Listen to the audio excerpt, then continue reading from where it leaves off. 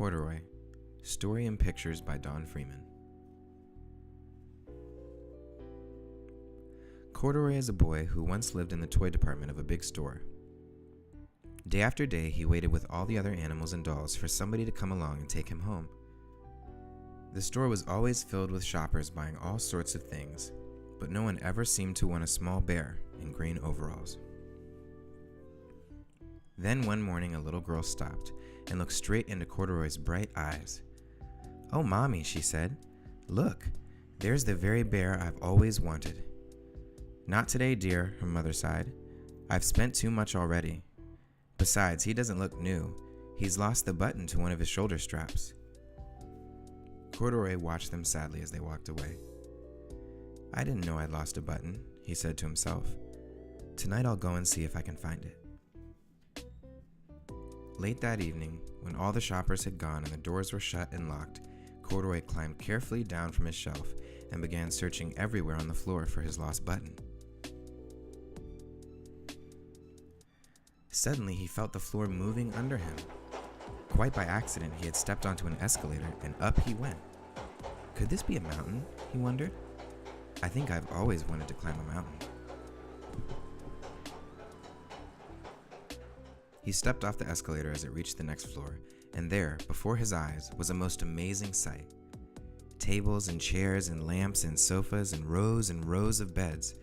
"This must be a palace," Corduroy gasped. "I guess I've always wanted to live in a palace." He wandered around admiring the furniture. "This must be a bed," he said. "I've always wanted to sleep in a bed." And up he crawled onto a large, thick mattress. All at once he saw something small and round. "Why, here's my button," he cried, and he tried to pick it up. But, like all the other buttons on the mattress, it was tied down tight. He yanked and pulled with both paws until pop! Off came the button, and off the mattress Corduroy toppled, bang, into a tall floor lamp. Over it fell with a crash. Corduroy didn't know it, but there was someone else awake in the store. The night watchman was going his rounds on the floor above. When he heard the crash, he came dashing down the escalator. "Now who in the world did that?" he exclaimed. "Somebody must be hiding around here." He flashed his light under and over sofas and beds until he came to the biggest bed of all. And there he saw two fuzzy brown ears sticking up from under the cover. "Hello," he said. "How did you get upstairs?" The watchman tucked Corduroy under his arm and carried him down the escalator and set him on the shelf in the toy department with the other animals and dolls. Corduroy was just waking up when the first customers came into the store in the morning. And there, looking at him with a wide, warm smile, was the same little girl he'd seen only the day before. "I'm Lisa," she said, "and you're going to be my very own bear.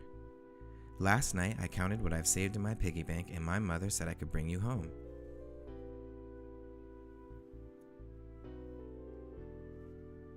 "Shall I put him in a box for you?" the saleslady asked.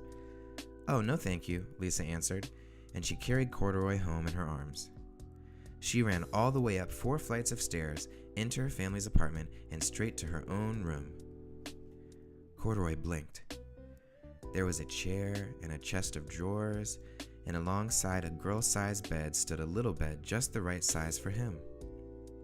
The room was small, nothing like that enormous palace in the department store.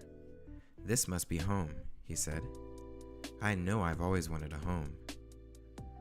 Lisa sat down with Corduroy on her lap and began to sew a button on his overalls. "I like you the way you are," she said, "but you'll be more comfortable with your shoulder strap fastened." "You must be a friend," said Corduroy. "I've always wanted a friend."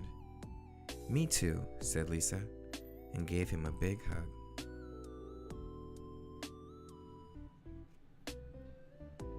The end.